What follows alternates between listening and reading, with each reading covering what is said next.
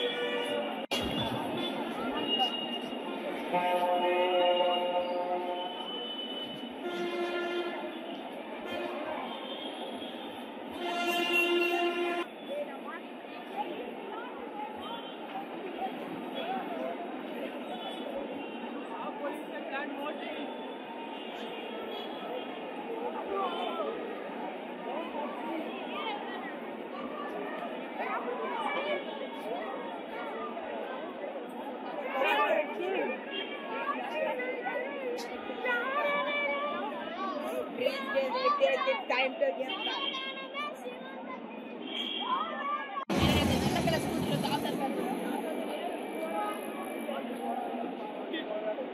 Bye.